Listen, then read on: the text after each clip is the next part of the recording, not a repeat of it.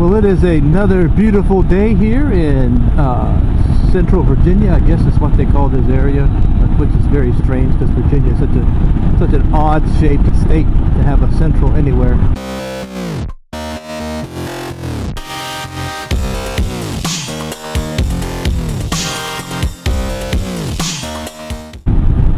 But it's at any rate, it's a beautiful day here on my part of Virginia. How about that?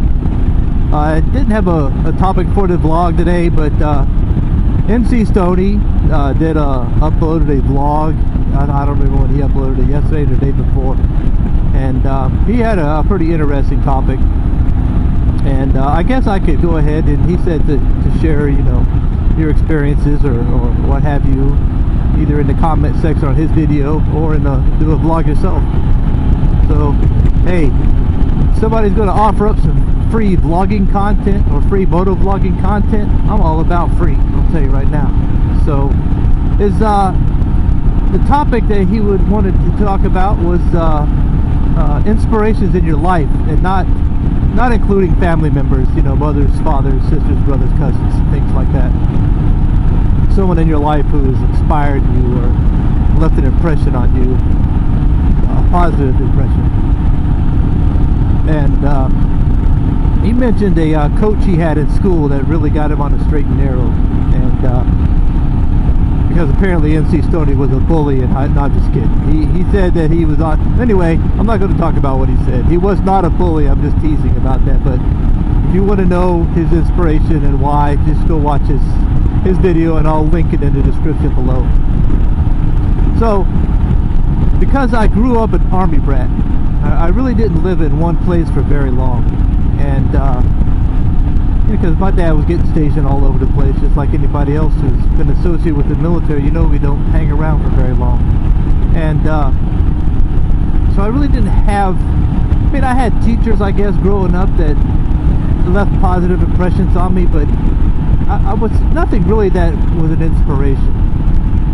And so when I joined the military, once I decided that I was going to stay in for the long haul, as a young soldier, you come into contact with a lot of non-commissioned officers, supervisors, for lack of a better term, or for people who are not familiar with military. As an enlisted guy, you have sergeants, basically, who are in charge of you. And the first sergeant that I had, we were on our little sections. We had, you know, had squad leaders and section sergeants, and team chiefs, and so I would tell you that the first team chief I had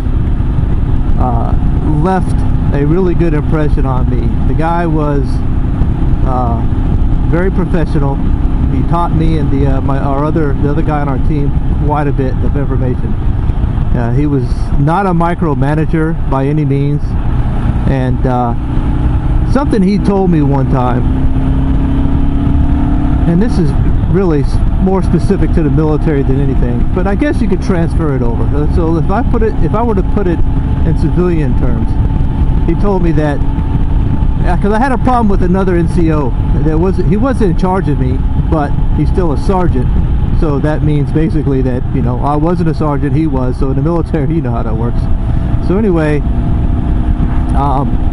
he told me that, because I was complaining about how much of an asshole this guy was, and he told me that I'm going to learn one or two things about NCOs in the military. I'm going to learn the type of NCO that I want to be, or the type of NCO that I don't want to be. And that really stuck with me. So anytime I came into contact with other non-commissioned officers at that time, I would mentally take note of the traits about them that I liked and that I didn't like, and that I thought were fair and that I thought were not fair. And I basically, you know, coming up through the ranks, decided that's how I was going to, you know, figure out the type of leader that I planned to be. So I stayed in for 20 years successfully, never got in trouble, and so something must have worked with some of all these supervisors that I've had throughout the years. I guess that's what I would have for inspiration, is non-commissioned officers in the military. the good ones and the bad ones. That's really what it boils down to. The bad ones inspired me of what I didn't want to become, and the good ones inspired me as to the leader that I did want to emulate. I really did enjoy the military. I don't regret a second of any of the times I spent in it, the good times and the bad, and there were a lot of both. The friendships I made, the brothers that I have, and even now you come into contact with another veteran, and for the most part you automatically know you speak the same language, and there's a bond it may not be like a bond that you've known this guy for a long time, but there's a bond there that you just can't explain. I guess it's the same with law enforcement and other first responders. I watched my son going through his volunteer firefighter phases, and he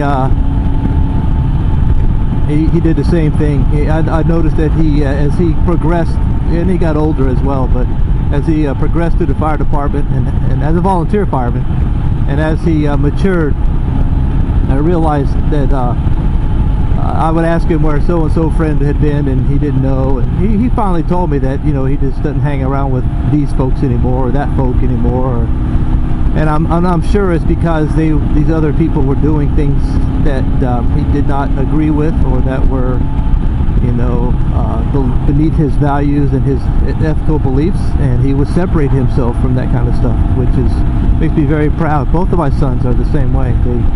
They tend to gravitate towards decent people, and they separate themselves from the ones that would otherwise be beneficial. So he was off and on with the fire department for a while. He enjoyed it, but you know, just like anywhere else, there's people will ruin things for you. So he stopped volunteering for a while, and he started going, but he kept his membership up. I think as a volunteer you have to attend the business meetings, and he would always keep that up.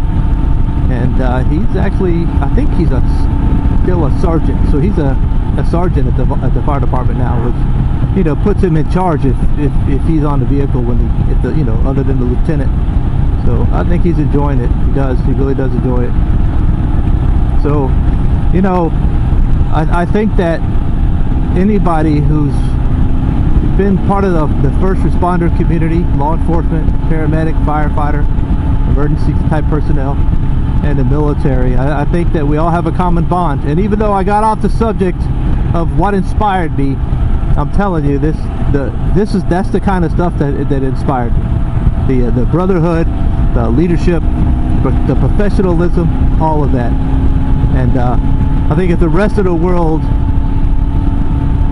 had an ounce of professionalism like we're supposed to have in the first responder military community, it would be a lot better place.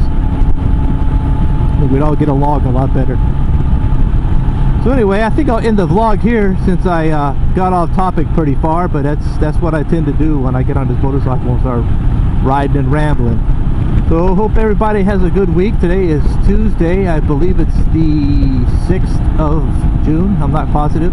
So, or the 5th. Maybe today's the 5th. At any rate, it's the first week of June, and I hope everybody has a great rest of the week, and ride safe out there, and